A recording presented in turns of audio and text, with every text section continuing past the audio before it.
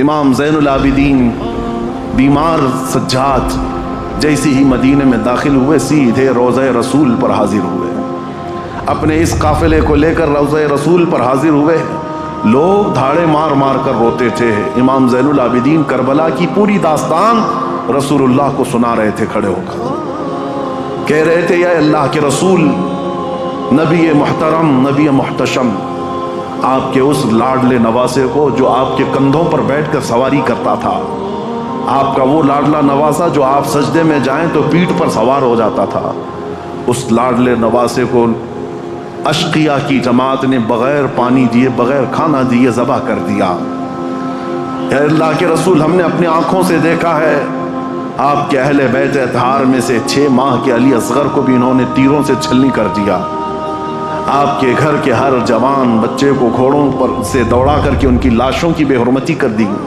جب امام زین العابدین رو رو کر کے یہ بیان کرتے تو مدینہ، جتنے لوگ تھے مدینے کے وہاں موجود، سب چیخیں بلند ہو گئی۔ کئی لوگ تو وہاں غش کھا کر گر گئے تھے اس غم کی داستان پر۔ اس کے بعد امام زین العابدین جب تک زندہ رہے، کبھی ان کو کسی نے ہنستے ہوئے نہیں دیکھا، کبھی مسکراتے ہوئے نہیں دیکھا۔ کبھی وہ کسی قصاب کی دکان کے پاس سے گزرتے تو روتے کھڑے ہو جاتے ہیں۔ قصاب دکانوں پر جیسی امام زین العابدین آتے، گوشت پر چادر اڑا دیتے تھے، اور لوگ یہ کہتے کہ وہ کچا گوشت دیکھتے ہیں تو رو پڑتے ہیں کہ میرے گھر کے خاندان کے سارے افراد کا گوشت اسی طرح سے بکھرا ہوا تھا۔ وہ کسی ذبح کرتے ہوئے جانور کو دیکھتے تو رو پڑتے تھے، ان کی آنکھوں سے آنسو نکل آتے، اور یہی کہتے کہ لوگ تو جانوروں کو پانی پلا کر ذبح کرتے ہیں، میرے باپ کو لوگوں نے 3 دن کی پیاس کے بعد ذبح کیا تھا۔ تو ان کے غم کے برابر تو میں سمجھتا ہوں دنیا کا غم ہی نہیں ہے امام زین العابدین کا۔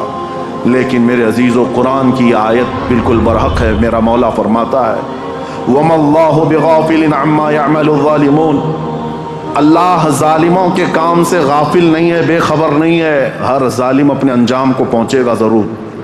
حالات کروٹ لیتے ہیں۔